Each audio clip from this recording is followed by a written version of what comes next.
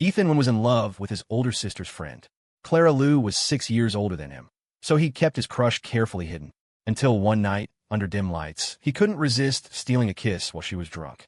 He'd meant to run, but he collided with her suddenly open eyes. She'd lifted her eyelids languidly. "Want big sis to teach you how to kiss? Too bad. I'm not interested in little boys."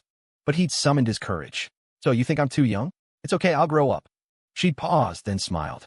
"All right then. When you turn 22, if you still like me, I'll think about it." His heart had hammered. From then on, he'd stuck by her side, day after day, until he was 22. He'd eagerly sought her out to make good on her promise, only to hear a baby's cry from outside a private room at a club. He froze for a few seconds, then peered in. Clara was holding a wailing infant, trying to soothe it. A circle of friends around them covered their ears, looking tormented. "Clara, you're ruthless.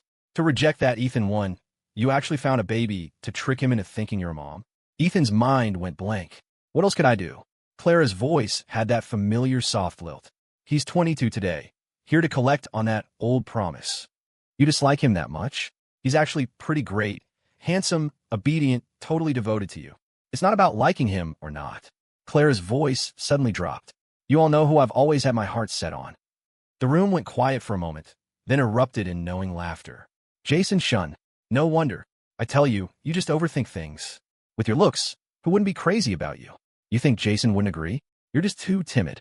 All these years, I never knew how to say it. Afraid I'd lose him even as a friend. Ethan's persistence. Well, it's an opportunity. Clara's voice held a smile. "I told Jason that Ethan's been pestering me, and I don't know how to get rid of him. I asked him to be my fake boyfriend for a while. Then we'd show up with this borrowed baby in front of Ethan, and even stage a wedding. That way, Ethan will give up, and Jason and I can get closer. After the fake wedding, I'll confess to Jason on the spot."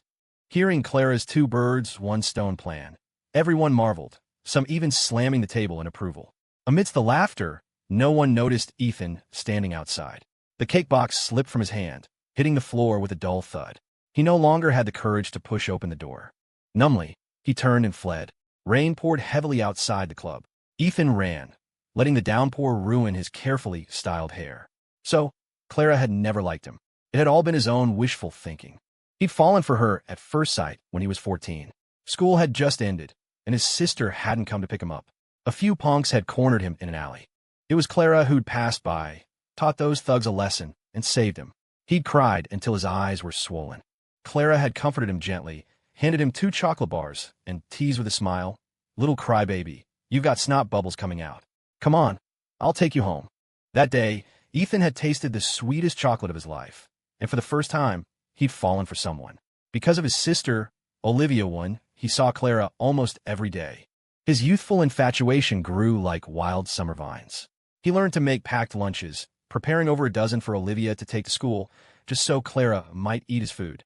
He found ways to learn her preferences, meticulously preparing gifts, finding any excuse during holidays to give them to her. For her, he'd given up the chance to study abroad, staying in New York City, just to wait until he was 22.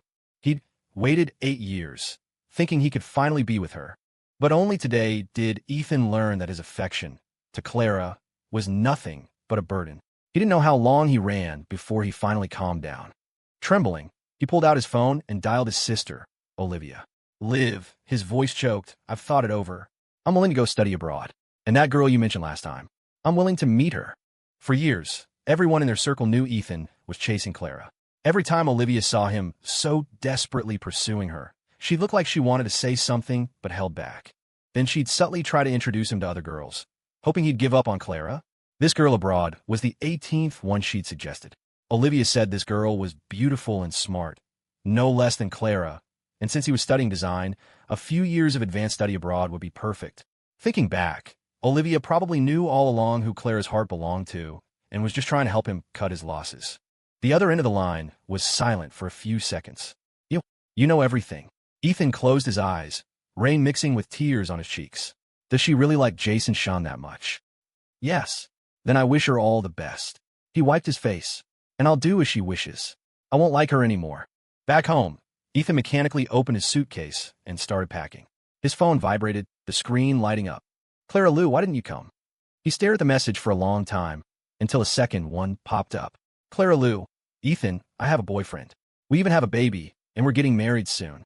Stop liking me. Then, she sent 2 photos. One was of a baby's tiny foot, the other an exquisite wedding invitation.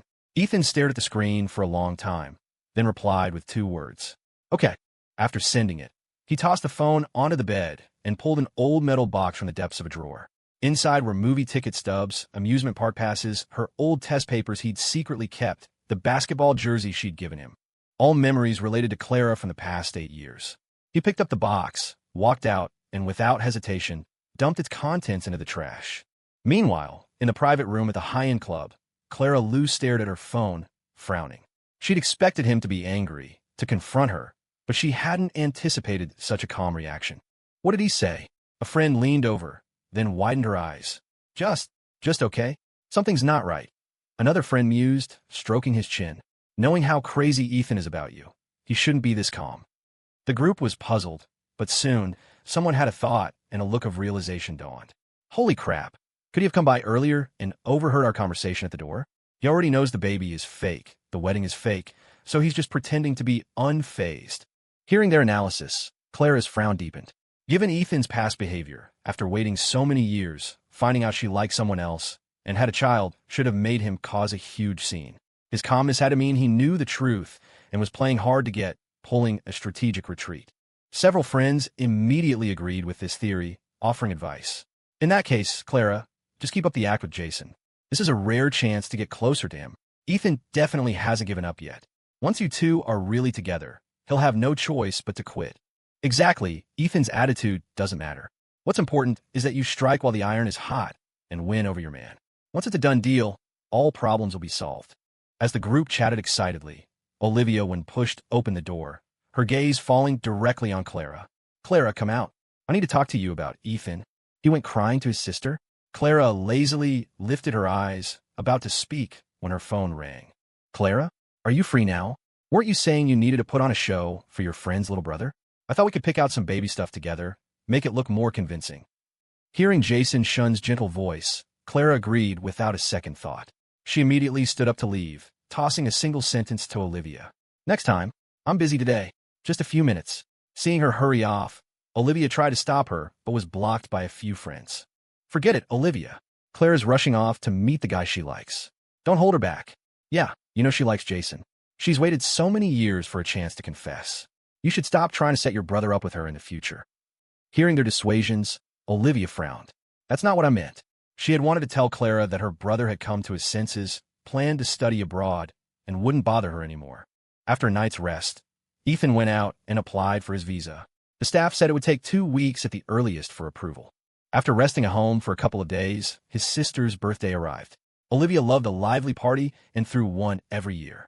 He changed his clothes and went to the venue. The main hall was crowded with guests, buzzing with excitement. Her group of friends was also there. Ethan didn't want to run into them and deliberately avoided them. Soon enough, Clara appeared, holding Jason's arm with one hand and a baby carrier in the other. Seeing her looking so triumphant, everyone was envious, and murmurs spread. Who would have thought Clara would be the first to settle down? I heard she's like Jason for over a decade. Now she has a husband and child. Truly a winner in life. It's just too bad for that Ethan kid who likes her. His heart must be broken, ha ha. Hearing these comments, Ethan remained expressionless. A moment later, Clara brought Jason over to him, casually calling out, Ethan, I haven't introduced you yet. This is my husband, and this is my child. Instantly, all eyes in the room focused on them. Ethan's expression didn't change. He managed to smile. Nice to meet you, Jason. Jason, truly the good actor she'd enlisted, extended a hand with a smile. Ethan, right? Clara's mentioned you several times. You're young. Ethan, you don't understand love. Now that your sister Clara and I have a child, you can let go of those feelings. We're planning our wedding for next month. You have to come. Ethan lowered his gaze. I understand, Jason. I crossed a line before. From now on, I'll know my place. I wish you both happiness. Hearing him say this, the surrounding friends started to jeer. What things are you talking about? You mean calling Clara in the middle of the night, asking her to pick you up? Or getting wasted and publicly declaring you'd marry no one but her? Or going to the Lou estate and asking the staff about her preferences?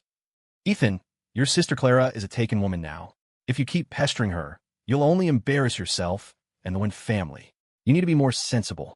Don't let your actions ruin the friendship between your sister and Clara. Each taunt was like salt rubbed into Ethan's wounded heart. He instinctively looked at Clara. She stood a few feet away, her expression indifferent.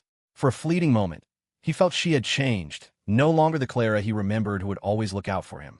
But on reflection, she'd always treated other pursuers with this same coldness, never giving them any hope. It seemed her past tolerance of his pursuit was really just out of consideration for his sister, not wanting to cause a scene. Now that she was with the man she loved, she was drawing a clear line. After all, in her heart, Jason was more important than anyone else, wasn't he? Thinking this, Ethan was engulfed by a deep bitterness. He merely nodded and turned to leave.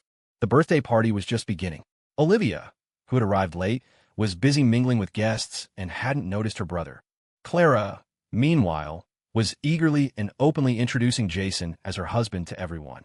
She would feed him tasty snacks, gently adjust his sleeves, and massage his sore shoulders. Everyone praised her as a devoted wife, praised Jason for being lucky enough to marry her, saying they were a match made in heaven. Ethan watched from afar, a bitter taste in his mouth, forcing himself to look away. He sat alone in a corner until Jason approached him with a glass of wine, breaking the silence. "It's your sister's birthday, and you're sitting here not saying a word. Are you angry?" Ethan hadn't expected him to come over and instinctively shifted away. "I'm not angry, Jason. My feelings for Clara, I've completely let them go." Jason paused, his expression turning complicated. "But Clara told me you chased her for years, dead set on being with her. That was before. After I found out she'd loved you for many years, I gave up. I wish you both happiness." With that, Ethan stood up to leave, but Jason grabbed his hand. "You said Clara has loved me for many years? Where did you hear that? Did she admit it herself?" Ethan wasn't in the mood to continue the conversation. "Everyone says so. Go ask her." "I don't know." But Jason wouldn't let him go, insisting on getting a clear answer. As they struggled, the chandelier overhead suddenly loosened and came crashing down. Looking up at the rapidly descending shadow, Ethan's mind went blank. Before he could react, Clara, who happened to be approaching, her face changing espresso, lunged forward and pulled Jason away. The heavy light fixture, weighing dozens of pounds, slammed onto Ethan. He collapsed to the ground with a sickening thud. Blood gushed out. An excruciating pain, as if all his limbs were breaking, tore through him. He lay in a pool of blood, trembling and convulsing uncontrollably, hearing terrified screams around him. His vision blurred. The last thing he saw before losing consciousness was Jason holding Clara, murmuring comforting words to her. He didn't know how much time had passed when he groggily awoke to see Olivia, her eyes red, keeping vigil by his hospital bed. "I'm so sorry, Ethan. It was my fault for not protecting you. That's why you got hurt so badly." Ethan shook his head, his voice weak and hoarse. "It's not your fault, Liv. It happened so suddenly. You were too far away to save me." Hearing her brother's words, Olivia remembered what happened before the accident, feeling even more guilty. "I was too far, but Clara was so close to you, yet she wouldn't save you. If Jason hadn't been talking to you, you could have avoided this disaster." Ethan shook his head, comforting her gently. Liv, she and the man she loves were in danger at the same time. She instinctively saved the person she cares about most. There's nothing wrong with that. I was delusional before, but after this, I've truly let go. Good. As long as you can let go, whatever you decide, I'll support you. Olivia squeezed his hand, nodding firmly. Ethan managed a faint smile, slowly calming himself. His condition stabilized, and Olivia, who hadn't rested for days, finally felt relieved enough to go get some sleep. The room fell quiet again. Ethan took out his phone and booked a flight departing in 10 days. The airline called to confirm the order. He listened carefully, not noticing the footsteps at the door. Yes, that's right, the earliest flight to the U.S. on the 19th, first class. What first class? Seeing Clara suddenly appear at the door, Ethan jumped. Nothing. Though he denied it, Clara's intuition told her something was off. She stared at him. Where did you learn to lie? Where are you planning to go with that plane ticket? Faced with her questioning, Ethan remained silent for a few seconds, then spoke, his voice raspy. You're about to get married. Wherever I go, it has nothing to do with you, right? Clara had been suspicious, but hearing him say this, she felt it was just another one of his tricks. Her face resumed its cold indifference. It has nothing to do with me. Jason was worried about you and asked me to check on you. I'm fine, Clara. Please leave. His uncharacteristically distant attitude surprised Clara. She was about to speak when a nurse knocked and entered, informing him it was time for a follow-up examination. Ethan's leg was injured. He struggled to get out of bed alone and nearly fell. Clara, quick-witted, steadied him. He muttered a low thanks, and tried to leave alone, pushing his wheelchair. Seeing him covered in wounds and struggling to move, she couldn't help but feel a twinge of pity and took over pushing the wheelchair. "Where's the examination room? I'll take you." "No need, I can manage." Ethan refused, but Clara became even more insistent, pushing him out of the room. Just as she wheeled him downstairs, they ran headlong into Jason's shun. The moment she saw him, Clara immediately let go of the wheelchair and rushed towards him. It was a downward slope. The wheelchair, unbraked, sped rapidly downhill. Just as he was about to crash into a flower bed, Ethan's heart leaped. He braced himself and rolled out of the wheelchair. He felt the ground, scraping his hands and knees, drawing blood. He let out a muffled groan of pain, clutching his torn wounds, cold sweat beading on his forehead. Jason was also a bit frightened and hurried forward to check on him. The wheelchair was mangled from the impact. He looked at Ethan's injuries and tugged Clara's hand. "Clara, Ethan's hurt and the wheelchair's broken. Help him get bandaged up." At his words, Clara's expression underwent a subtle change. She glanced at Ethan, who was clearly in pain. Then her gaze shifted to Jason, and she shook her head in refusal. Her rejection pierced Ethan's heart. He clenched his fists so tightly his palms were stained with blood. Jason couldn't persuade her, so he told her to get a new wheelchair. This time, Clara agreed. After watching her back disappear, Jason handed Ethan a handkerchief. "Clara's always like this, only listens to me. Don't hold it against her. I'm partly responsible for you getting hurt at the hotel that day, but the baby's had a fever these past 2 days, so I couldn't get away. I asked her to come see you on my behalf. I didn't expect another accident. Though unintentional, it's still our fault. I'm truly sorry." Ethan didn't know what act Jason was putting on today. He gritted his teeth against the pain and stood up by himself. "Jason, I've already said it. I won't like Clara anymore. Whether you two are acting or really getting married, I don't care." With that, he dragged his weak body, stumbling, trying to leave. But Jason wouldn't let him go, stepping forward to follow. "So you knew Clara and I were acting." Halfway through his sentence, a loud splash startled Ethan, making him turn his head. Seeing Jason, who had accidentally fallen into the pond, struggling and calling for help, he hesitated for a few seconds, then extended a hand. Clara, who had just returned, saw this scene, immediately jumped into the pond, and pulled Jason out. Seeing his pale, weak, coughing state, she looked at Ethan, her eyes blazing with anger. "I was only gone for a few minutes, and you deliberately pushed Jason into the water?" Ethan never imagined Clara would blame him for this. Seeing her furious expression, he was about to explain, but Clara gave him no chance. She helped Jason up, then forcefully pushed Ethan into the pond. "I tolerated your pestering before, but Jason is my bottom line. If you dare hurt him again, don't blame me for not showing any mercy." Her chilling tone, mixed with the icy pond water, flooded Ethan's ears. The blood from his wounds spread in the water, creating a crimson stain. He couldn't swim. He thrashed with all his might, but couldn't reach the edge. The oxygen in his chest gradually depleted. His face turned purple, and his heartbeat slowed. Waves of dizziness washed over him, pulling his consciousness into an endless darkness. When he opened his eyes again, Ethan heard a fierce argument outside the door. "Ethan is my brother, and you watch him grow up. How could he possibly push someone into the water? You deliberately retaliated and nearly drowned him. Shouldn't you apologize?" "You want me to apologize? Fine. Then first, make him apologize to Jason.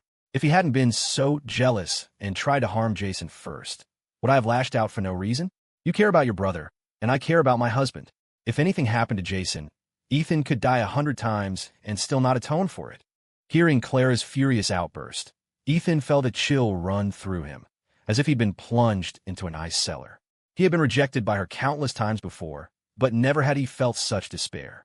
He thought that even if they couldn't be lovers, given their many years of acquaintance, there would still be some tiny, insignificant bond between them. It turned out that whenever her beloved was involved, he was nothing. The two outside didn't know he was awake and continued to argue. "You have no evidence, yet you blame Ethan for everything, not even giving him a chance to explain? Just because he liked you for many years, you can hurt him with impunity? He pestered me for so many years. I only showed him some decency because of you. Haven't I been considerate enough all these years to avoid embarrassing him? You resent me for hurting his feelings, but have you ever thought about how long I've put up with it?" The anger simmering in Olivia's heart finally boiled over. She could no longer bear it and slapped Clara across the face. Clara didn't back down, and they started fighting. Hearing the commotion, Ethan's heart jolted. He forced himself up and went out to break them up. Seeing their bruised faces, he rushed between them. Tears he'd held back for so long finally burst forth. He cried hysterically, "Stop fighting. Please stop. Liv, can we go back? Please." Seeing her brother's tears, Olivia's rationality finally returned. Her nose tingled. She closed her eyes, took a deep breath, and let go. She took Ethan's hand and dejectedly walked back into the hospital room. The moment the door closed, they heard Clara's cold voice. "Don't think playing pitiful will make me forgive you. I'm warning you one last time. Stay away from Jason." Olivia's suppressed anger threatened to flare up again, but Ethan held her tightly, his voice full of pleading. "Let go, Liv, please. I'm leaving soon. I won't appear in Clara's world anymore. You don't need to fall out with her or your friends because of me." The more he tried to dissuade her, the more Olivia's heart ached for him. The siblings looked at each other wordlessly. After a long silence in the room, she broke the quiet with a heavy voice. "Ethan, it's my fault. Clara only has Jason in her heart. For him, she'd even abandon her friends. I should have told you the truth the first time I realized you liked her. Then you wouldn't have fallen so deep." Ethan gently shook his head, his eyes filled with weariness and helplessness. "I know you had your difficulties. I never blamed you. Besides, things have come to this point. Regrets are useless. I'm only 22, still so young. I can start over." Seeing his forced smile, Olivia stroked his head. "Yes, our Ethan will have a brand new life. You'll definitely meet someone better." For the next few days, Ethan recuperated in the hospital. During this time, he would occasionally hear gossip from the nurses doing their rounds. "I heard the person who booked the entire VIP floor upstairs is the CEO of Lou Corporation. No wonder she's so extravagant. The one staying in the room is her fiancé, right? No wonder she's by his bedside constantly, bringing water and feeding him porridge. It seems like she got pregnant before marriage, already has a child, and they're getting married in a few days. I heard the wedding itself cost hundreds of millions. To go to such lengths to prepare a globally televised wedding of the century, really giving the groom face. It seems the CEO Lou is truly head over heels in love." Hearing their envious voices, Ethan remembered the plan he'd overheard outside the club and closed his eyes. Clara was making this wedding so grand and lavish. She must be completely confident that Jason would accept her proposal. She had waited so many years, racked her brains to stage this drama, and finally, her wish was coming true. And that annoying little kid she despised would disappear forever after this wedding, never to be seen again. It really was a joyful occasion, killing two birds with one stone, truly worth a grand celebration. As Ethan was lost in thought, his phone rang a few times. He came back to his senses, saw the name on the screen, paused for a few seconds, then answered. "Ethan, I heard you were hospitalized. Are you feeling better lately?" It was a friend of Olivia's calling, beating around the bush for a while. Ethan could tell something was off before she finally, hesitantly, stated her purpose. "I heard Olivia and Clara had a fight. Their relationship is a bit strained now. What was it about this time? A few of us friends tried to mediate, but it didn't work. Do you know?" He remained silent for a long time before briefly explaining the situation. After listening, the friend sighed. Friends for so many years, falling out over such a small misunderstanding. It's laughable. "Ethan, could you do us a favor? We're organizing a get-together tonight. Bring your sister. Whatever misunderstanding there is, everyone can clear it up on the spot." Ethan knew that besides family, his sister valued this group of friends the most. He didn't want her to become estranged from them because of him, so he agreed to her request. After completing his discharge procedures, Ethan, under the pretext of a dinner gathering with her girlfriends, brought Olivia along. The moment they entered the private room and saw Clara and Jason sitting in the middle, her expression darkened, and she turned to leave. Ethan used all his strength to hold her back, persuading her for a bit before she reluctantly sat down. The group of friends constantly watched their expressions, occasionally cracking jokes to lighten the mood. Seizing the opportunity, Jason proactively walked over to Olivia, his tone full of apology. "Olivia, my fall at the hospital that day was just an accident. Clara was just too worried about me, so she did those things in anger. If you two friends continue this Cold War over such a small matter, both Ethan and I will feel uneasy." Someone had offered an olive branch, and Olivia's expression softened considerably, though her tone remained cold. "As long as she apologizes to Ethan, I won't pursue this matter further." Clara shot her a cold glance, her attitude equally unyielding. "As long as he apologizes to Jason, I'll apologize to him." Just as the two were about to clash again, several friends quickly stepped in to mediate. "Hey, we've all known each other for so many years. Why be so petty? I'll make the decision. You both have a drink, and we'll consider this matter over, okay?" Jason was the first to raise his glass. Seeing this, Clara frowned, quickly stood up, took his glass, and downed it in one gulp. Then, she placed the empty glass in front of Olivia. Only then did Olivia follow suit and take a drink, and the atmosphere in the room finally eased. Clara, you listened to Jason so well. Does this mean if we want to ask you out for drinks in the future, we'll have to ask for his permission first?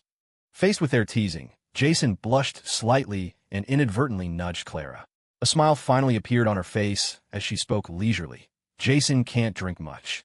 Shouldn't I, as his wife, step up?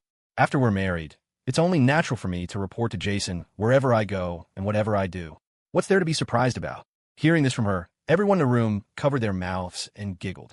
Jason really has a way with her, turning our ice princess of a New York scene, who never cared for men, into someone so devoted.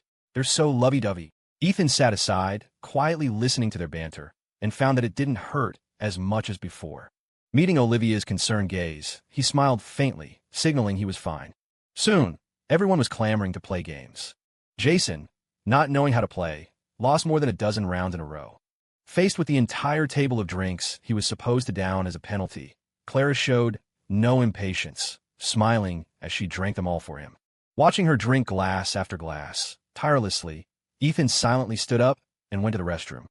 After washing his hands, he was about to return to the private room when he heard a familiar voice from the hallway. Jason, do you know? The first time I saw you, I fell in love at first sight. But you were always so cold to me. I thought you only saw me as a friend, so I didn't dare confess, only staying by your side. Year after year. Turns out, loving someone really makes you insecure.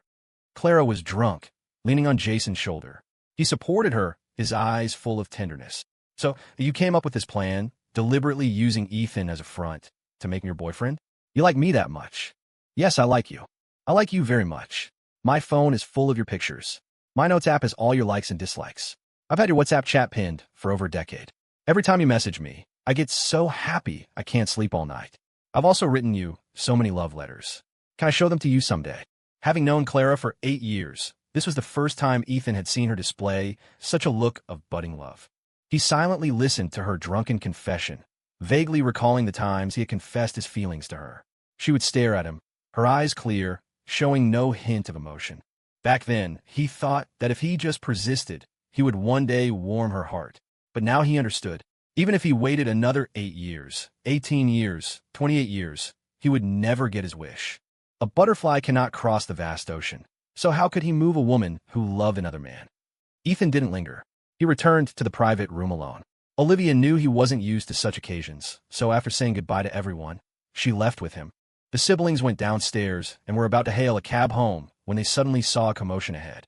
Jason and Clara were surrounded by a few drunkards, and the two groups were arguing.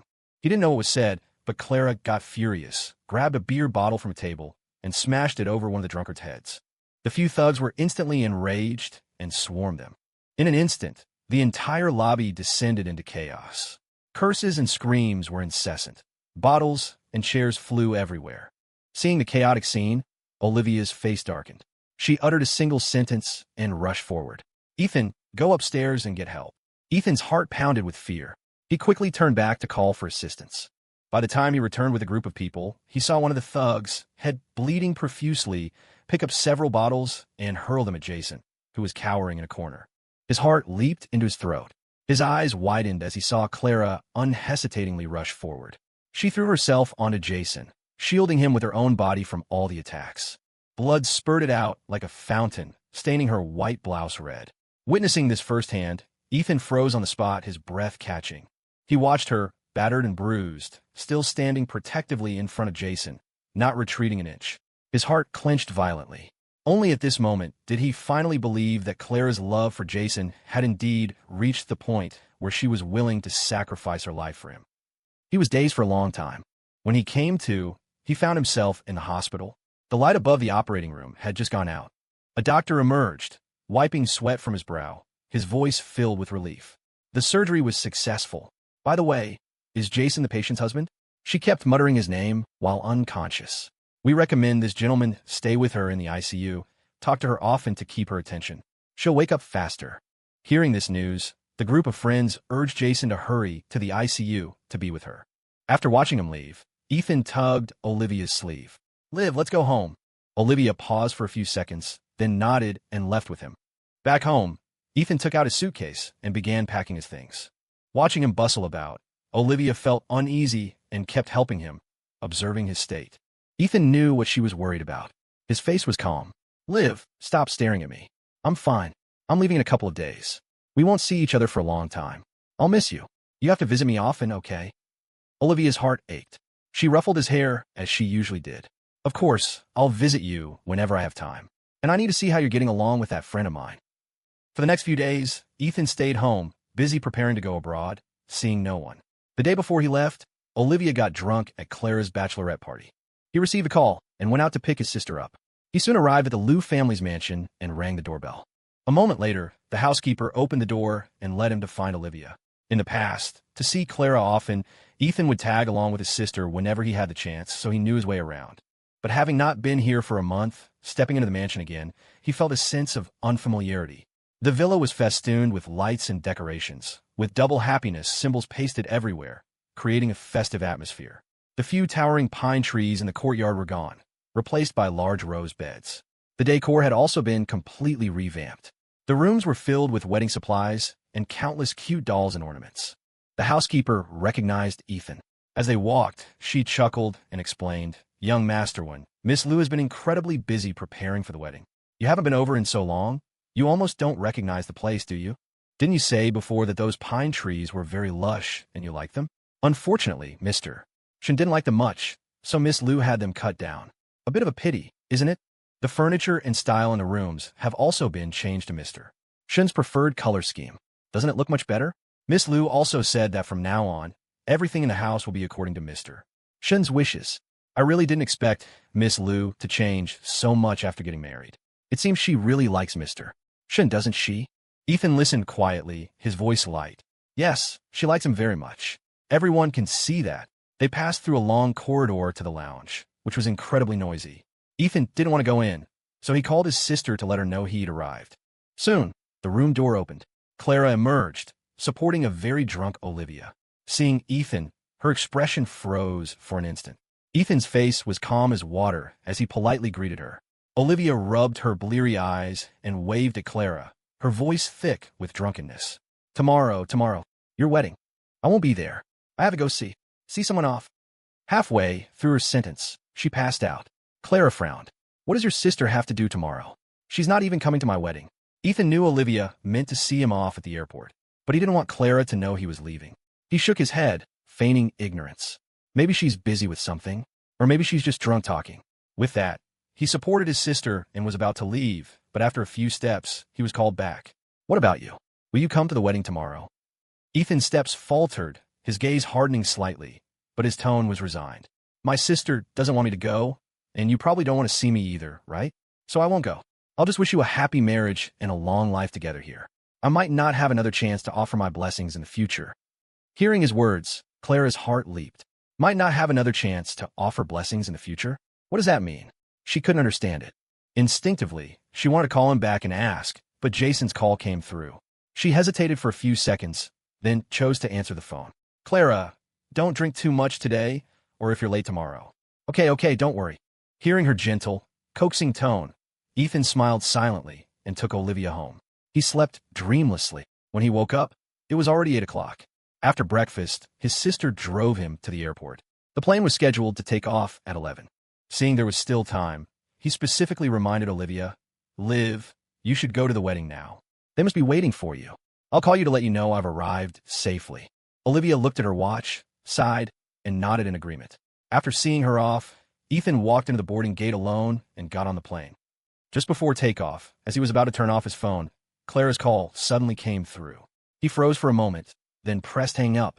He also blocked all her contact methods. Before the plane took off, he took one last look at the city he had lived in for over 20 years. Then he closed his eyes, with no lingering attachments. When Olivia arrived at the wedding venue, she was surprised to find the ceremony hadn't started yet. She quickly found a seat. Crystal chandeliers cast a brilliant glow, and the hall was packed with guests. Clara, Liu, and Jason Shun, amidst applause, were filling a champagne tower, but Clara's gaze kept drifting unconsciously towards the entrance. Ethan hadn't come. When the MC urged for the third time that the ceremony was about to begin, Jason put his arm around her shoulder and whispered, "What's wrong?" Clara shook her head. She turned slightly, took out her phone, and dialed Ethan's number, but only a mechanical voice responded. "Sorry, the number you have dialed is currently busy. Please try again later." She frowned, her fingertips unconsciously tracing the gold-embossed name on the invitation. Ethan won. His words from that night seemed to echo in her ears. I might not have another chance to offer my blessings in the future. Not only were his words so final, but he wouldn't even offer a perfunctory blessing. Her gaze swept across the room, and she saw Olivia. Clara instinctively took a step, wanting to ask why Ethan hadn't come. Suddenly, she glanced down and saw an intimate photo clearly displayed on Jason's phone. In the picture, Jason was hugging a girl intimately from behind, his expression unusually soft.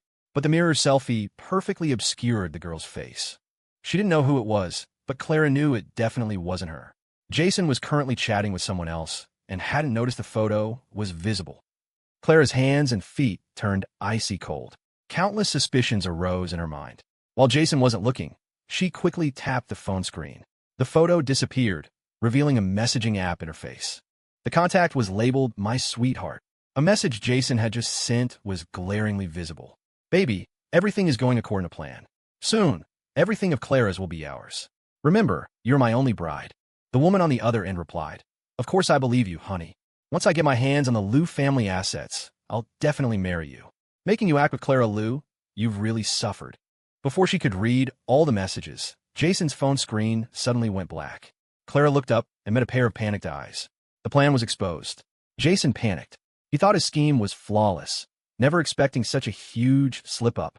He wanted to explain, but words failed him. "Clara, I feel a little dizzy." No sooner had he spoken than he crumpled to the floor. Attending doctors rushed through the crowd to check Jason's condition. When Jason woke up, his vision was still blurry. "You're awake." The voice beside him sent a chill down his spine, like being plunged into an ice cellar. Clara stood by the window, silhouetted against the light, her expression unreadable. Jason turned his head to look at her, his hand gripping the blanket tightly. His palm was already slick with cold sweat. "Clara, what happened to me?" Clara ignored his question. "I've already notified them to cancel the wedding." Clara slowly walked to the bedside and sat down, then picked up an orange and began to peel it. The calmer she appeared, the more panicked Jason became. His phone was gone. He didn't know how long he'd been unconscious, nor what Clara had found out, or how much. Now, hearing the wedding was canceled, he forced a smile. "Why was it canceled?" "Clara, listen to my explanation." "Who is that woman?" "What?" Jason's smile froze on his face. Clara, whether accidentally or intentionally, squeezed the orange peel, and its juice squirted into Jason's eyes. He jerked his head away. The next second, his chin was yanked back forcefully. "I asked you, who is that woman?" Their eyes met, both pairs red-rimmed. One with panic, the other with fury. "What woman? I don't understand what you're talking about." Seeing Jason still trying to deny it, Clara's anger surged. Her grip on his chin tightened, her knuckles turning white. "Are you playing dumb? Or do you really think I'm that easy to fool?" Jason shunned. "Who are you scheming with to commit marriage fraud?" A network of fine pain spread throughout Jason's body. He tensed his jaw, trying to break free, but was held even tighter. The sharp pain made his face turn pale, and fine beads of sweat slowly formed on his temples. In the dead silence, the heart monitor by the bed suddenly let out a shrill alarm. Jason suddenly smiled. "Want to know? Why don't you find out yourself?" "What did you just say?" She could hardly believe her ears. Jason's smile widened, his previous tenderness gone, replaced by a thick malice. "Miss Liu, you follow me around like a lovesick puppy for 10 years. You can't even handle me having an affair. I just happen to have another girlfriend. I was about to marry you. What more could you want?" The storm outside finally broke. Raindrops pelted the window pane like tiny bullets. Clara's wedding gown still had a corsage pinned to it, now trembling violently. "Jason, Clara, are you two okay?" The hospital room door was thrust open. Clara didn't turn around. Thus, she saw clearly. When that voice sounded, Jason's expression stiffened for an instant. In a flash, she remembered all the previous inconsistencies. Clara hadn't had much contact with Linda Shaw before, neither in business nor privately. It was Jason who had introduced Linda to her, and at every gathering, if Jason was present, Linda Shaw would definitely be there too.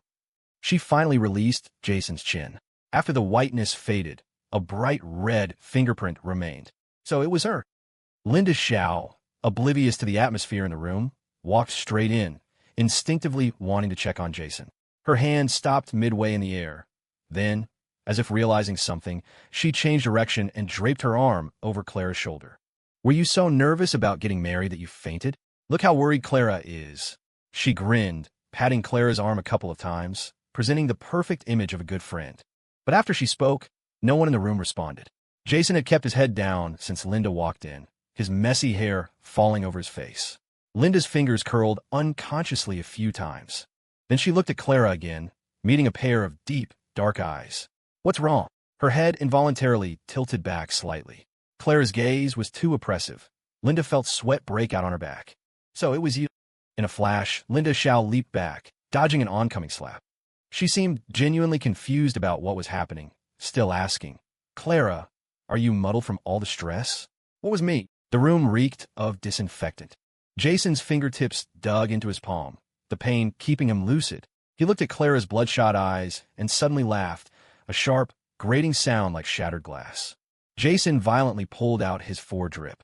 Blood droplets arced through the air, landing on the bedsheet like tiny red tears.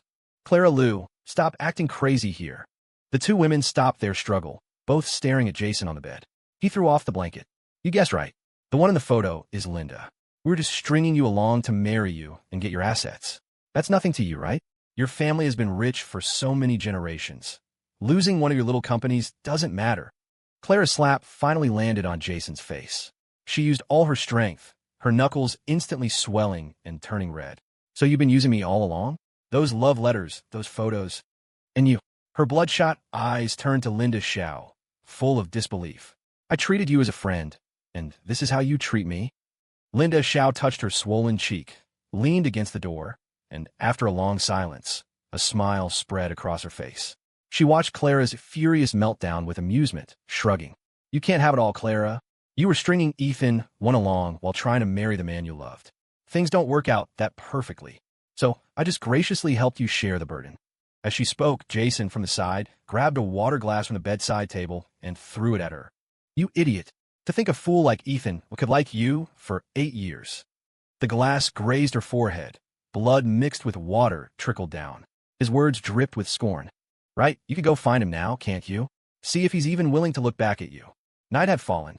The one family's villa, however, was still brightly lit. When Clara Lu kicked open Ethan Wynn's bedroom door, the gust of wind stirred a plane ticket itinerary on the desk. It was for a flight from Chicago to New York. The draft on the desk confirmed a flight from Chicago to New York. "Clara Lu, what kind of crazy stunt are you pulling now?" Olivia Wynn grabbed her arm, her face contorted with anger. She didn't understand. Her brother had already let go and left. Clara should be at the hospital with Jason Shun, not running to the one house in the middle of the night to cause a scene. Clara couldn't hear Olivia's words. Rainwater streamed down her face, pooling at her feet. She looked around the room and saw it was covered in white dust sheets, clearly uninhabited. She stared in disbelief. The layout was the same, yet everything was completely different. The closet was mostly empty. The dresser held only a solitary metal box, its lid open, revealing nothing inside. She turned dejectedly, but at the doorway, she glimpsed trash bags about to be taken out by a housekeeper. A sudden intuition struck her. Clara lunged forward, tearing open the trash bags. The contents spilled onto the floor. A movie ticket stub with a line written on the back, "First date with Clara." Then, a torn half-page of a diary, the ink smudged by tears. "Today she said my packed lunch was delicious." At the very bottom was a neatly folded chocolate wrapper, stained with dry blood. It was the one she tossed him when he was 14. The storm outside still raged. Clara grabbed her phone and frantically dialed Ethan's number. The mechanical voice finally changed. "Sorry, the user you have dialed has powered off." Olivia looked at Clara, now kneeling on the floor, with an indifferent expression. "Olivia, where's Ethan? When did he leave?" Her voice was hoarse, so weak it felt like it would dissipate into the air at any moment. "Now you decide to look for him." Olivia stepped around the crumpled papers at her feet. "When he fell and scraped his knee, bringing you hangover soup in the middle of the night. You were picking out outfits with Jason Shin. We had a high fever, making you a birthday cake. You were out shopping with Jason Shin." Every word was like a poison dagger. Olivia closed her eyes. "This chocolate wrapper, he treasured it for 8 years. Do you think you're worthy of touching it now?"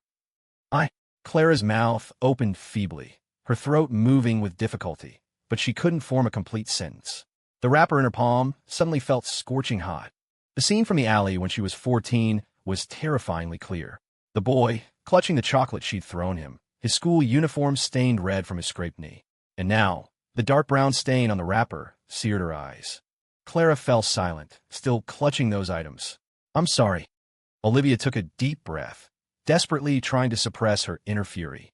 "Clara Lou, I don't know what set you off today, but you should be at the hospital with your husband, not going crazy in my house. This apology, you shouldn't be saying it to me, and you shouldn't be saying it now. It was too late."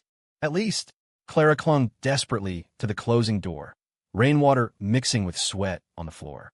"At least tell me his flight number." "Please, Olivia." Olivia shoved her away forcefully. She looked at the person slumped in the muddy water, a complete mess, her eyes as cold as ice. "Don't even dream about it. Ethan has left. In this lifetime, you will never see him again."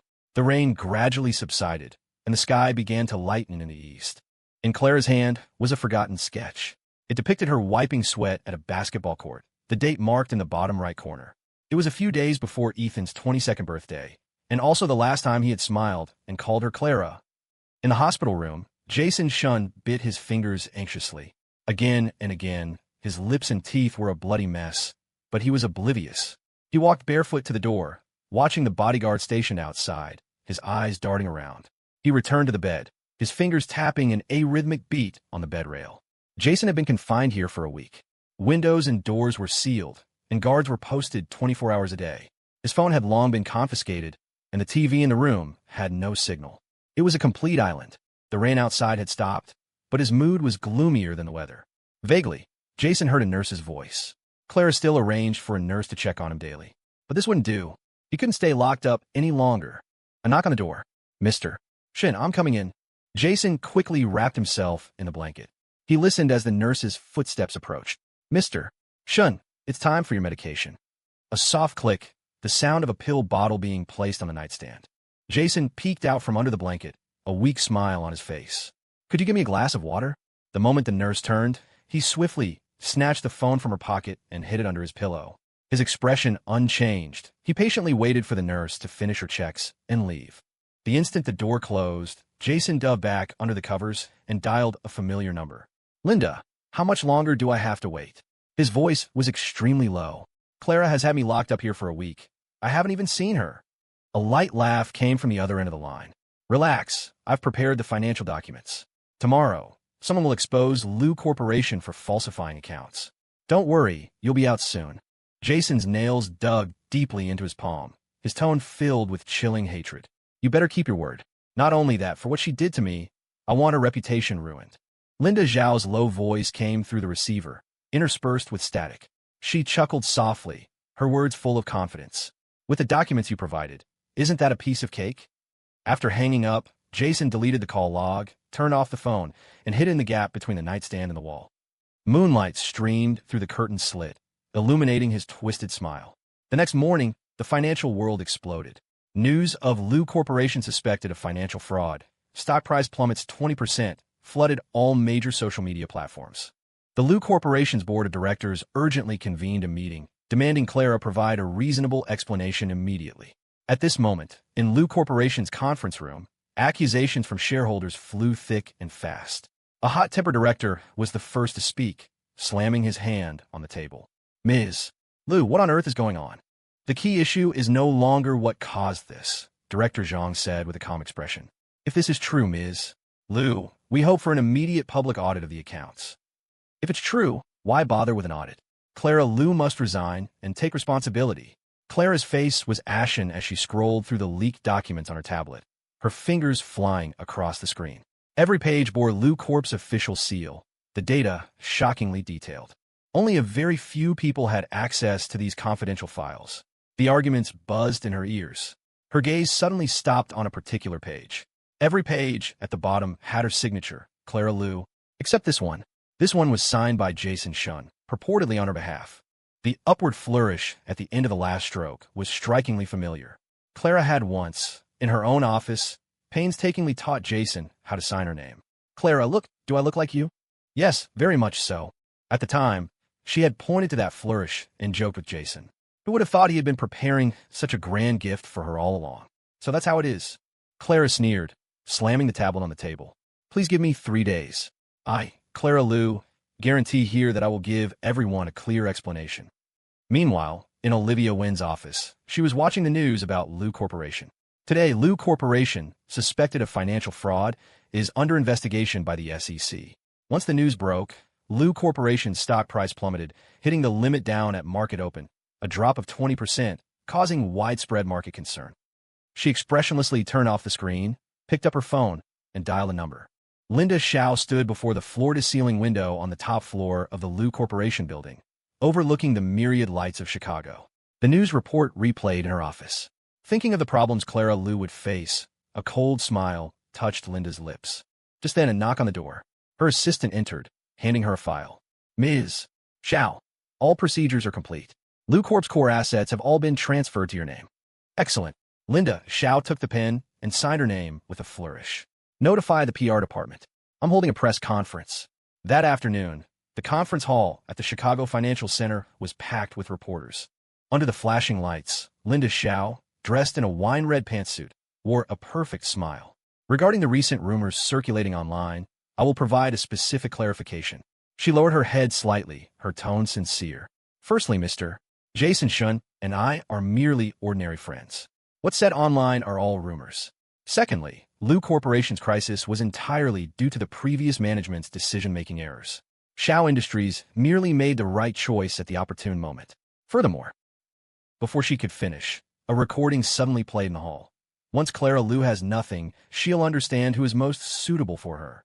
Jason Shun's voice was frantic. I prepared all those documents. You promised me that after it's done, you'd give me everything I want. And Linda Zhao's cold laugh was clearly audible. Of course, my dear partner. The hall erupted. Linda Xiao, unfazed, pressed the remote. As you've all heard, this was entirely Mr. Jason Shun's personal doing. I have more evidence here. Meanwhile, Jason Shun was hiding in his apartment, watching the live broadcast, trembling. His phone vibrated constantly with abusive texts from unknown numbers. He dialed Linda Zhao's number with shaking fingers, only to hear a cold, automated voice. Sorry, the number you have dialed is not in service. Bastard, he screamed, then violently threw his phone against the wall. The doorbell suddenly rang. Jason, as if grasping a lifeline, rushed to open it, only to be blinded by camera flashes. Unbeknownst to him, his apartment doorway was now crowded with reporters. Mr. Shun, why did you frame Clara Lou? Is there some hidden story? What is your relationship with Linda Xiao? Did she really instigate these actions? We hear you committed marriage fraud. Do you have any explanation? Jason stumbled backward, tripping over the carpet. He looked at the flashing lights, screaming hysterically. It was all Linda Xiao. She forced me. She said it. Once Clara Lou had nothing, she would be with me forever. He grabbed anything within reach and hurled it at the reporters. Get out. All of you get out. This unhinged video quickly went viral. At that moment, Clara Lou was sitting in a police station's monitoring room, watching it all unfold, expressionless. She had leaked Jason's address to the reporters. Ms. Lou, the complete video evidence you provided is crucial. After confirming the video, the officer stood up and handed her a document. Linda Xiao is suspected of commercial fraud. We've already applied for an arrest warrant. Clara Lou nodded, her long fingers tapping lightly on the desk. Jason Shun's leaking of commercial secrets is also very clear. Subsequently, Lou Corp will formally sue him. It was late at night when she left the police station. The rain fell harder, just like the night Ethan had left. Clara Lou tilted her head back, letting the cold rain hit her face. She knew some mistakes could never be rectified, some losses could never be recovered. But at least, she would make those who had hurt him pay the price. Under the same sky, Jason Shun finally waited for the reporters to leave and ran out of his apartment building. He stood beneath Linda Zhao's apartment building, rainwater dripping from his hair, a kitchen knife in his hand glinting under the streetlight. His once meticulously manicured nails were broken, and his expensive clothes clung to him like a second skin he couldn't shed. The security guard at the entrance recognized him. After all, he had been a frequent visitor, Linda Zhao's boyfriend. The guard hesitated, then let him in. In the few seconds the elevator ascended, Jason's breathing grew increasingly rapid. He remembered Linda Zhao's cold eyes at the press conference, the way she casually distanced herself, the way he had been discarded like trash. Ding, the doors opened. Linda Zhao's apartment was brightly lit. She was sitting on the sofa, a glass of red wine in her hand. Lou Corp's equity documents spread out before her. A smile played on her lips, as if she were admiring her spoils. Linda. Jason's voice was so hoarse it didn't sound like his own. She looked up sharply. Recognizing him, her pupils contracted. How did you get in? She stood up, the red wine spilling, staining the floor. Jason laughed, tears streaming down his face. You ruined me, he said softly. You ruined me, and I'm going to ruin you. Come to hell with me. When Linda Zhao saw what he was holding, her face changed instantly. Are you crazy? Don't you forget I'm pregnant with your child. She backed away, reaching for her phone. Security? Security. Jason didn't give her a chance. He lunged, the knife slicing through the air. Linda Zhao dodged clumsily, but her shoulder was still gashed. She cried out in pain, knocking over the coffee table, documents scattering. You psycho, she roared. Jason ignored her. He bent down, grabbed the equity documents, and laughed like a madman. You wanted Lou Corp, didn't you? He fumbled for a lighter. I'll make sure you never get it. Flame shot up, instantly consuming the paper. The fire licked at the expensive leather sofa, thick smoke billowing. Linda Zhao's face completely changed. You. She rushed to snatch back the documents, but was blocked by Jason's knife. Call the police. Call the police now, she shrieked toward the door. Jason stood in the firelight, smiling like a victor. Too late, he whispered. You're finished. Police sirens wailed in the distance, followed by the roar of fire trucks. Linda Zhao stared at him, then suddenly sneered. Madman, she gritted out. You stupid fool. You deserve to be played to death by Clara Lou. Jason's smile froze. The next second, police burst in. He was pinned to the ground, the firelight illuminating his face like a grotesque curtain call.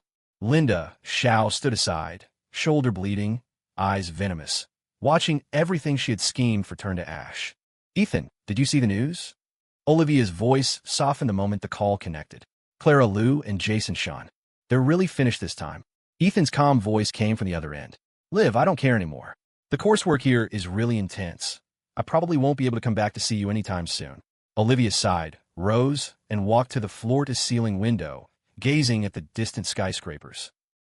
That's good too. Being away from all this trouble is a good thing. By the way, how are you and Chloe Xiang getting along? The siblings tacitly skipped over the serious topic, and Olivia changed the subject. She's great. Last week she even took me to an art exhibition. Ethan's voice couldn't help but relax, finally carrying a hint of a smile. That's good. Chloe is a good person in all aspects. But you don't have to force yourself. I know, Liv. Don't worry. Ethan's words were interrupted. Olivia heard an unfamiliar voice. Soon, Ethan's voice came through again. Gotta go, Liv. Class is starting. Talk to you later. After hanging up, Olivia stared at the photo of her and Ethan on her phone's wallpaper for a long time. Ethan's cheerful voice seemed to still echo in her ears. She lowered her eyes, her fingers touching the cold glass in front of her, the icy sensation reminding her of the equally chilling tears on her brother's face. She finally made a decision and dialed another number. Hello, this is Olivia Wen. Regarding Lou Corporation's financial issues, I have some information I can provide. You might be very interested. At a bar, Clara Lou downed glass after glass of hard liquor. Her former friends now avoided her like the plague, not even answering her calls. Friends. She thought of Linda Zhao and let out a bitter laugh. She was such an idiot, played like a fiddle by them. Ms. Lou, you can't drink anymore, the bartender cautioned. Clara ignored him, and despite his attempts to stop her, opened another bottle of whiskey. The liquid flowed slowly, the cold alcohol burning her throat, but failing to extinguish the remorse in her heart. Just then, Clara's phone vibrated. She looked at it with bleary eyes. It was a message from the company lawyer. Feedback received, Mr. Shen has confessed to maliciously leaking company secrets. However, he claims he was instigated by Linda Zhao and was only responsible for carrying out tasks, not the mastermind. The police have already intervened in this matter. Clara sneered and tossed her phone aside. The true love, the white moonlight she once believed in, was nothing but a complete fraud. Leaving a table full of empty bottles, she staggered back to her apartment. She stood dumbly in the empty living room. Then, as if suddenly remembering something, fumbled in a storage room by moonlight for a dust-covered metal box. It was the one Ethan had left, filled entirely with memories related to her. Clara hadn't left that night. She waited outside the villa and, while the housekeeper was cleaning the living room, retrieved all those items. She collapsed beside the sofa, opening the box, her hand trembling from excessive alcohol consumption. A yellowed photograph slipped out. 14-year-old Ethan stood by a basketball court, holding a lunchbox, smiling shyly and brightly. Clara's fingertips brushed over the photo. She suddenly remembered how he had blushed but still firmly said, "I'll grow up," when she teased him that day. The hazy moonlight shone into the room, memories flooding back like a tide. The scarf he had stayed up several nights to knit for her, the umbrella he always brought her on rainy days, and the way he would stay by her bedside every time she was sick. "Ethan," she choked, curling up, clutching the small metal box tightly to her chest. Tears she had held back for so long finally burst forth. Clara sobbed uncontrollably. Just then, urgent knocking came from outside, startling her from her grief. Clara wiped her face, stumbled up, and opened the door to find her former friends. "Clara, we know everything," the lead girl said gravely, "about Jason Shun and Linda Shout teaming up to cheat you, and how they deceived you for so many years." Another person stepped forward, handing over a phone. "And look at this first." The screen showed a surveillance video, clearly recording Jason Shun and Linda Shao meeting secretly at a hotel. The timestamp in the top left corner showed the meeting occurred before Jason had agreed to fake a relationship with her. This video further corroborated Jason and Linda's premeditated scheme and made Clara realize her own foolishness even more acutely. "We were wrong about Ethan," someone whispered. "He was the one who truly cared about you." How ridiculous. They only understood this now. Clara felt as if her chest had been struck by a heavy hammer, the pain making it hard to breathe. She turned, grabbed her car keys, and rushed out the door, ignoring everyone's attempts to stop her. "I have to find him. I must apologize to him in person." An overwhelming sense of guilt almost drowned her, but she remembered Ethan had already gone abroad. For a moment, Clara gripped the steering wheel, not knowing where to go. When she finally reached the Wynn Villa, only a locked gate and an empty house greeted her. Olivia stood coldly at the door. "What are you doing here again?" Clara knelt before the gate, rainwater mixing with tears. "Olivia, tell me where he is. Please." Olivia shook her head, her eyes full of disappointment. "It's too late, Clara. You threw away the person who loved you most for a liar." New York winters arrive hard and fast. Ethan gently exhaled, fogging a small patch on a glass window. He idly traced lines with his finger. The table beside him was piled high with sketches.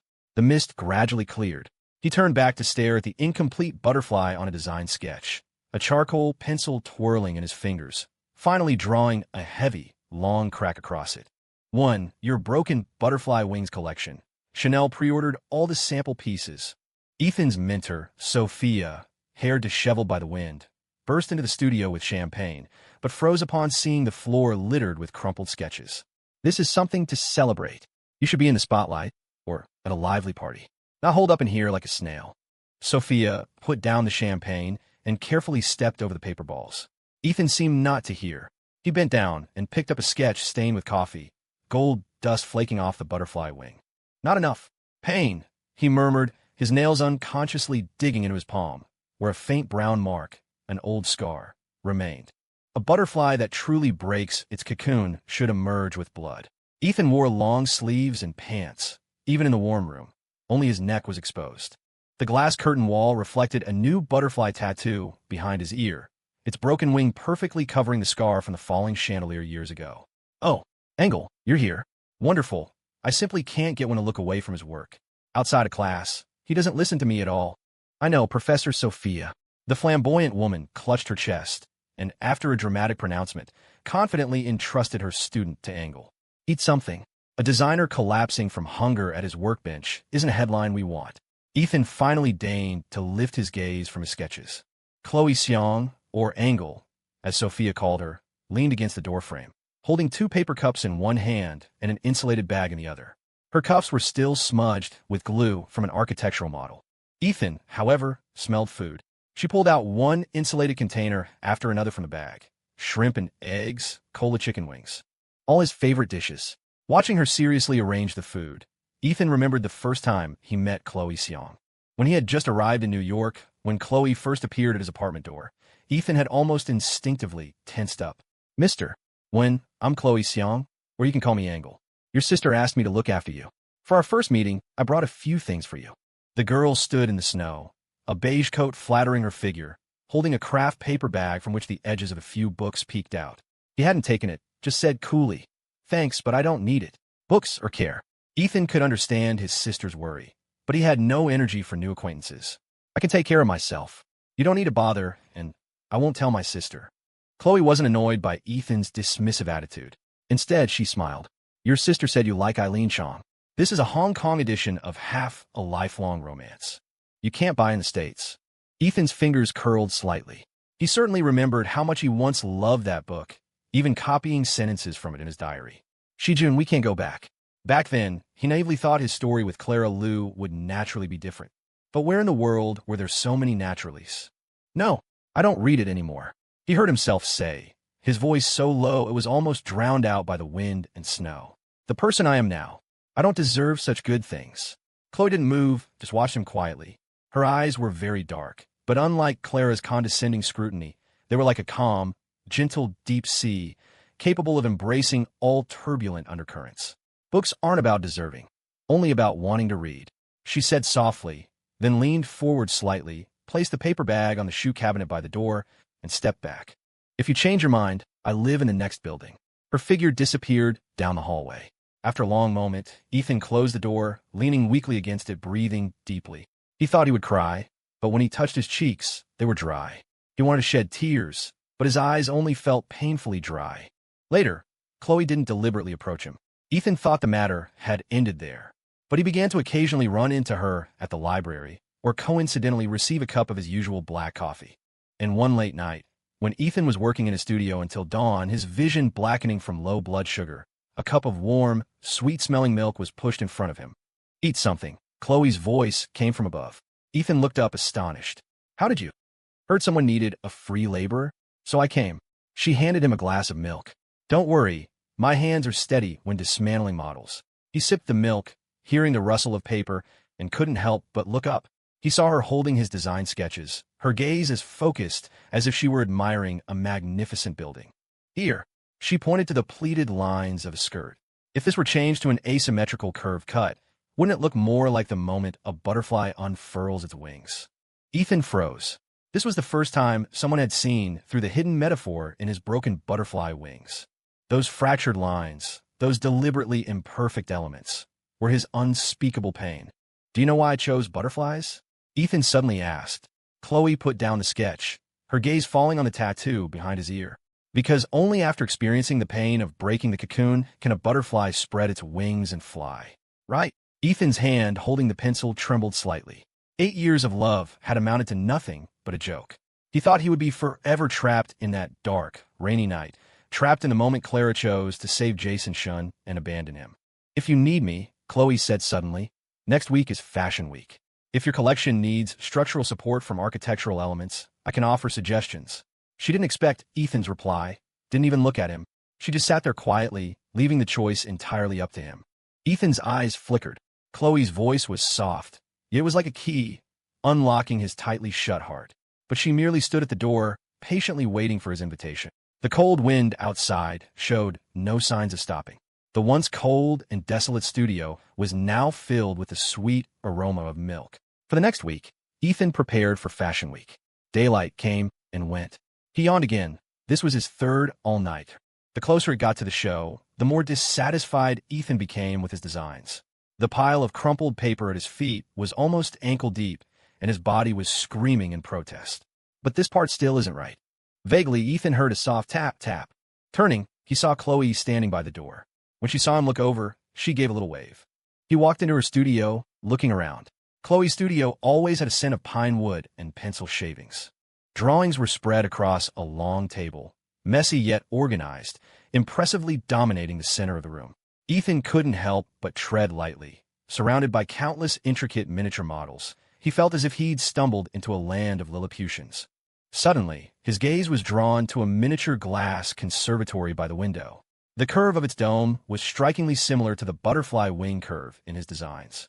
Sunlight streamed through the glass, casting fragmented light patterns on the floor, like wings about to take flight. "This is..." Ethan stared, mesmerized, his voice unconsciously softening. Chloe's footsteps stopped behind him, bringing a faint scent of pine. "It's a project for a client in Switzerland." Unseen by Ethan, Chloe subconsciously touched her earlobe. "But if you like it, You can use it for your show. A sketch suddenly appeared before him. Ethan stared, then reached out and took it. Dust motes danced lightly on the paper, lines seeming to grow freely, the dome gradually transforming into unfurled butterfly wings, vines twining around the glass seams. He saw his design's soul reinterpreted in another artistic language. Isn't this too wasteful? Ethan shook his head, wanting to put the sketch back on the table. This must be a very important bid project, right? Chloe just smiled, folded the sketch, and tucked it back into Ethan's hand. The next day, the door was knocked again.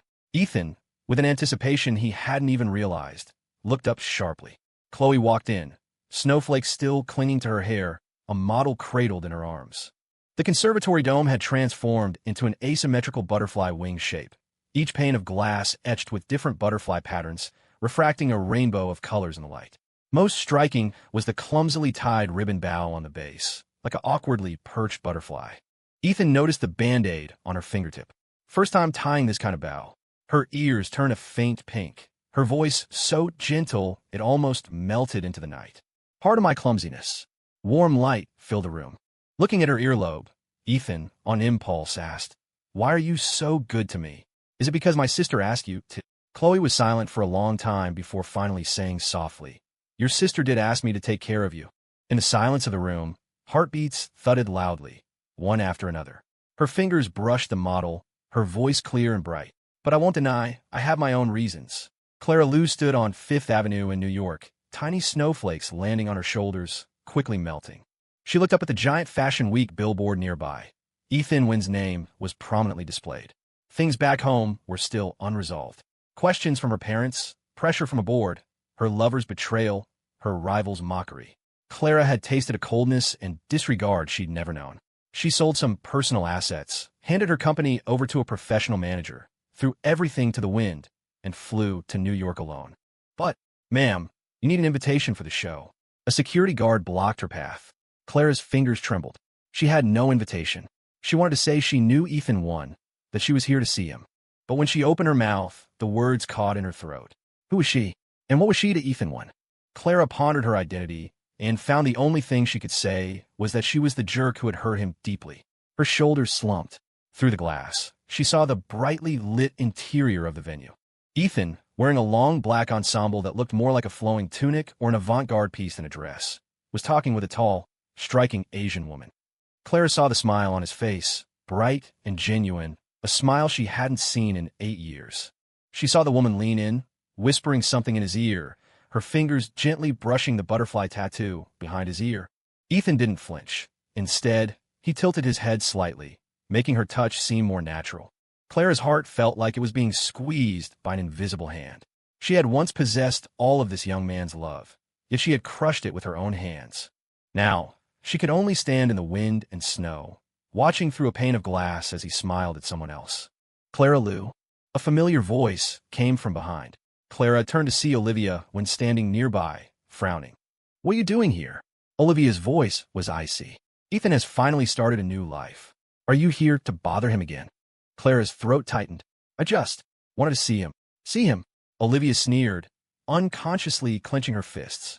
"When he was lying in the hospital, why didn't you say you wanted to see him? When the chandelier hit him, why didn't you go save him?" Every accusation was like a knife twisting in Clara's heart. She wanted to explain, but all words felt pale and powerless. Yes, she had chosen Jason Shun, time and time again. Even later, when she knew it was all a scam, when she knew Ethan was the one who truly cared for her. But it was all too late. "I was wrong." Clara's voice was hoarse. "Olivia, I really know I was wrong. Can you give me a chance? Let me apologize to him in person." Olivia shook her head. "It's too late, Clara Lou. Your remorse has come too late." She looked back at Ethan, who was laughing and talking, her eyes filled with a mixture of pain and pride. "Do you know how he got that tattoo behind his ear? It's to cover the scar from the chandelier. Do you know why he designed the Broken Butterfly Wings collection? Because he said, only a butterfly that has been broken can truly understand the weight of flying." Clara lowered her head, Olivia's words piercing her heart. An image of 14-year-old Ethan flashed before her eyes. Back then, he stood by the basketball court holding a lunchbox, his cheeks flushed with shyness. Back then, his eyes were full of adoration and love for her. "I'll wait," Clara said in a low, raspy voice. "I'll wait until he's willing to see me." Olivia looked at the stubborn person before her, and sighed. Suit yourself. But one thing, don't appear in front of him. Chloe is wonderful. She can give Ethan what you never could, respect and equality. With that, Olivia turned away from her former friend and walked into the venue. Through the glass, Clara saw her approach Ethan, affectionately ruffling his hair, and that Chloe Seong stood beside them, the three of them talking happily, like a family. Snowflakes landed on Clara's eyelashes, melting into water like tears. She finally understood. Some people, once lost, can never be found again. On the final day of Fashion Week, Ethan Wynn's Broken Butterfly Wings collection closed the show. On the runway, models and his designs moved to the beat of the music. Black chiffon flowed like shattered butterfly wings, adorned with crystals and pearls that shimmered under the lights. The deliberate asymmetrical cuts, the fractured yet reassembled lines, told a story of pain and rebirth. Backstage, Ethan nervously bit his lip, intently watching the audience's reaction. Chloe Seong stood beside him, her fingers lightly tapping his, then gently taking his hand. Look, she pointed to the end of the runway. That's your work, your story. When the final gown appeared, the entire hall fell silent. It was a pure white wedding dress, its skirt embroidered with countless butterflies. Starting from the hem, the butterflies gradually became whole, culminating at the bodice with a golden, winged phoenix butterfly about to take flight. This is... Chloe's hand paused. Emergence, Ethan said softly. Sophia found me. She told me about the idea you mentioned before. I added it to my collection. I think it's the perfect finishing touch. A light laugh reached his ears. I must say, it's my honor. Ethan turned to her, noticing Chloe's exceptionally gentle gaze. You deserve a fresh start, Ethan. Chloe squeezed his hand slightly, her tone even more earnest. Not as someone's shadow, not as the one who was abandoned, but just as yourself. As a brilliantly talented designer, you have to believe in yourself. You are someone worthy of being loved wholeheartedly. Just as she finished speaking, the show ended. Thunderous applause erupted from the audience. During the curtain call, Ethan slowly walked onto the runway. The lights were blinding. He squinted and saw his sister and Chloe in the front row, clapping enthusiastically, their faces beaming with pride. At this moment, all the applause and praise in the venue were for him alone. In a daze, he thought he saw a familiar figure standing in the shadows at the very back. It was Clara. She stood there quietly, motionless, just looking at him, her expression complex. Ethan averted his gaze. Then he bowed deeply to the audience. In that instant, he felt the butterfly tattoo behind his ear grow slightly warm, as if it had truly been reborn. At the after-party, Chloe found Ethan standing alone on the terrace. The New York night sky was unusually clear, dotted with stars. What are you thinking about? She approached, handing him a glass of champagne. Ethan shook his head. It just feels incredible. A year ago, I was still trapped in that rainy night, trapped in a love that would never be reciprocated. Now my work is on the international stage. That's life. Chloe leaned back against the railing. Some wounds seem impossible to heal, but it's precisely those cracks that let the light in. She paused, then took a small velvet box from her pocket. Ethan, please don't misunderstand, she said with a smile. This is just an invitation. Next month, I have a project in Switzerland, and I'd like to invite you to come along. It has the most beautiful butterfly valley in the world. I think you'd like it. Ethan looked at the butterfly-shaped brooch in the box. Its silver wings were inlaid with tiny blue sapphires, glittering in the starlight. Okay, he heard himself say. Receiving his affirmative answer, Chloe let out an almost inaudible sigh of relief. She then pinned the brooch to his collar and gently hugged him. Ethan closed his eyes, inhaling her faint scent of pine, feeling secure and grounded. Back in Chicago, however, it was a bloodbath. Jason Shun stood wretchedly beneath the Lu Corporation building, rain streaming down his face, mixed with tears of unwillingness. He had just been thrown out by security, losing even his last job.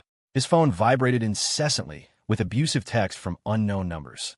You scumbag. Seducing Linda, Xiao to frame the Lu family. Now you're getting what you deserve, huh? He shakily clicked on the trending topics. The overwhelming news headlines stung his eyes. Breaking. Video of Jason Shun and Linda Zhao's secret hotel meeting leaked. Former Lu Corp CEO cheated on for years. Jason Shun's marriage fraud colluded with Linda Xiao to steal Lu Corp's commercial secrets. In the video, he and Linda Xiao were clearly visible kissing in a hotel corridor. His voice could even be heard. Once Clara Lu marries me, the entire Lu family will be ours. Jason violently shut off his phone, his nails digging deep into his palm. Clara Lou, you're ruthless. He should have known. With Clara's methods, she would never let him off easily. But he hadn't expected her to use this most humiliating way to destroy his reputation. He dialed Linda Zhao's number, only to hear the cold, automated voice. Sorry, the number you have dialed is not in service. Linda Zhao was also unreachable. He was completely abandoned. Meanwhile, at the Liu family's old mansion, Clara stood outside her father's study, listening to the sound of porcelain shattering from within and her father's hysterical roars. You ungrateful child. You're going to destroy the entire Liu family for a woman. She pushed open the door, expressionless, and saw her father clutching his chest, his face deathly pale as he collapsed into a chair. Dad, you still have the nerve to call me Dad. Mister. Liu violently grabbed a newspaper from the table and threw it at her. Look at this. Open your eyes and take a good look. Now all of Chicago is laughing at our Liu family. That bastard Jason Shin caused our stock to plummet, and you still don't think it's embarrassing enough? You had to make things even bigger. Clara merely sneered. That's because he deserved it. Deserved it, mister. Liu shot up, his finger trembling as he pointed at her. Then what about you? Don't you deserve it? Ethan gave you his heart and soul for 8 years. What did you treat him as? Clara's pupils contracted sharply. And you even ran off to New York to find him. You regret it now? It's too late. You think the Wen family will still give you a chance? Olivia Wen already made it clear. If you dare appear in front of Ethan Wen, she'll make sure you can't survive in Chicago. Before he could finish, Mr. Liu's face suddenly changed. He clutched his chest in agony. Before Clara could react, he had collapsed heavily to the floor. Dad! Dad! The wail of ambulance sirens pierced the night sky. But everything happened too quickly. Mr. Liu was diagnosed with a sudden heart attack on the way to the hospital and was confirmed dead after resuscitation efforts failed. The pillar of the Liu family had fallen. A month later, in a rundown neighborhood of Chicago, Clara curled up in a dilapidated rented room, watching the news constantly popping up on her phone. Liu Corporation officially changes hands. Shao Capital takes over. Former Chicago socialite, now destitute on the streets. Liu family assets carved up. She expressionlessly turned off the screen, reaching to touch her swollen left leg. A gruesome wound was there, a souvenir from getting jumped by some thugs the night before. Well, if it isn't Miss Liu. Back then, for Jason Shun, you even dared to bully young Master Wen. Now look at you, groveling like a dog. Clara recognized them. They were the thugs she'd had someone teach a lesson to when Ethan was cornered in the alley years ago. Payback was swift. She cursed under her breath, struggled to her feet, and dragged her injured leg out the door. She had to go to New York. She had to see him one last time. Outside Ethan Wen's studio, snow fell heavily. Clara stood across the street, watching the familiar figure through the glass window.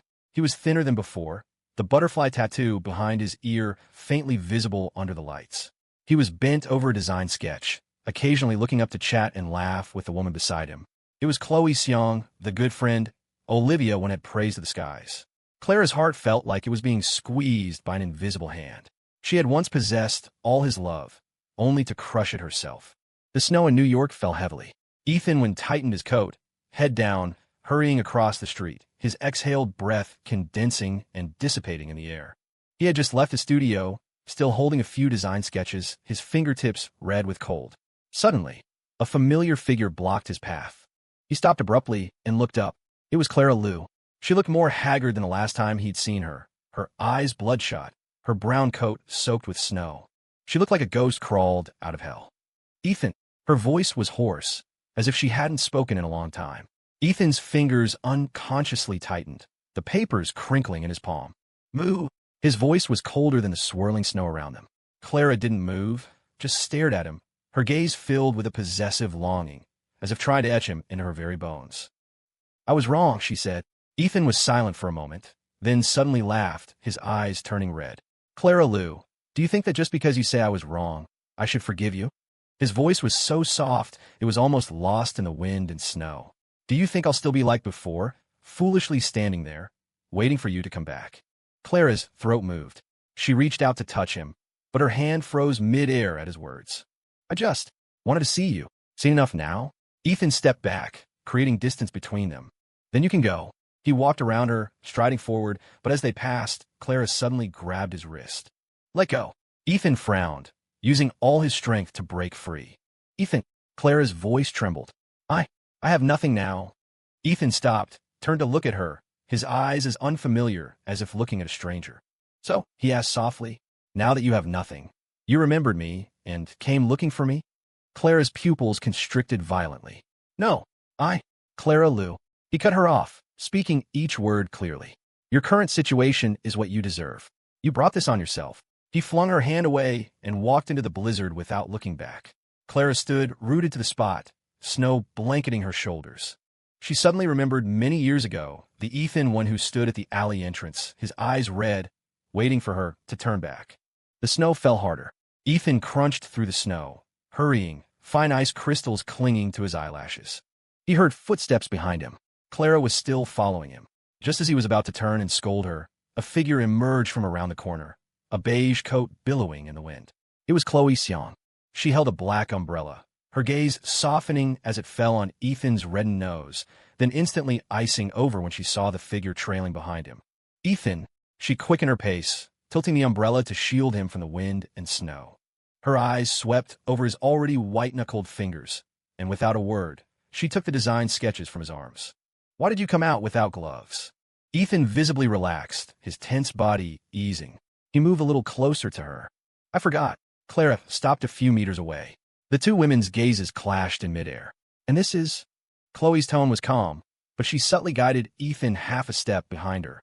"Someone unimportant," Ethan said, adjusting his scarf. His voice was muffled by the cashmere, but everyone present heard him clearly. Clara's jaw tightened. She recognized that look, the warning gaze one gets when their territory is invaded. Clara had once used that look to drive away everyone who tried to pursue Ethan. Now, with the roles reversed, she tasted the bitter, unwilling flavor of it herself. "Ms. Lou," Chloe suddenly spoke, her voice like chipped ice. "New York isn't very safe. I'd advise you not to be out late at night, to avoid any accidents." Snowflakes landed lightly on Clara's shoulder, yet they felt as heavy as lead, weighing her down. She stared at Chloe's hand resting on Ethan's back. "We've known each other for 8 years. So," Chloe chuckled, her fingertips tracing the edge of the design sketch she'd just taken from Ethan, her tone laced with sarcasm. "So knowing each other for 8 years gives you the right to harass him on the street?" Ethan suddenly looked up. He had never seen her like this. Her usually smiling eyes were now as cold as Arctic glaciers, her voice firm and commanding. Clara took a step forward, the snow crunching under her feet. "This is between him and me." "Not anymore." Chloe and the woman opposite her both shifted, completely shielding Ethan, the black umbrella drawing a clear boundary in the snow. "If you take one more step, I'll have the police escort you to the station for a cup of coffee." She paused. "I hear you just lost Lou Corporation? Then I imagine you wouldn't want to get into any more legal trouble." That sentence stabbed into Clara's heart like a knife. She looked at Ethan, only to see him gently tugging Chloe's sleeve. "Let's go, it's so cold." Chloe immediately turned, the wind carrying her final warning to Clara's ears. "Don't let me see you near him again." Their figures gradually disappeared into the snowstorm. Clara stood there, watching Ethan's hair brush against Chloe's shoulder, watching the Ethan who once only smiled for her, now looking up at someone else and saying, "Tilt the umbrella more your way." Snow slipped into her collar, taking with it the last shred of warmth from her heart. Later, no one in Chicago ever saw Clara Lou again. Some said she went to South America. Others said she died on some snowy night. And Ethan Wynn's Broken Butterfly Wings collection appeared at Paris Fashion Week at the end of the year. He became the most talked-about designer of the year. At the curtain call, he knelt on one knee backstage and placed a butterfly diamond ring on Chloe Xiong's finger. He had finally broken free from his cocoon, flying towards his own sky. And some people were destined to be just as snowstorm as life. Paris, a private art exhibition gala. Ethan Wynn stood on the terrace, the starry sky spread above him, the butterfly tattoo on his collarbone glinting subtly in the light. 5 years. His personal brand had gone from New York to the world, each season's show like a grand farewell ceremony. Farewell to the once humble self who had debased himself for love. Farewell to those squandered years. Footsteps approached from behind. Chloe Xiong came over, draping a coat over his shoulders. "What are you thinking?" she asked, her fingers lightly brushing the butterfly on his collarbone. Ethan shook his head, a slight smile on his lips. "Just thinking. Fate is a strange thing. If he hadn't chosen to go to New York back then, but to some other country, some other city, if he hadn't met Chloe, he might have been forever trapped in the memory of that rainy night, trapped by the image of Clara choosing Jason Shun." Chloe didn't press him on his musings, just gently took his hand. It's time for the curtain call.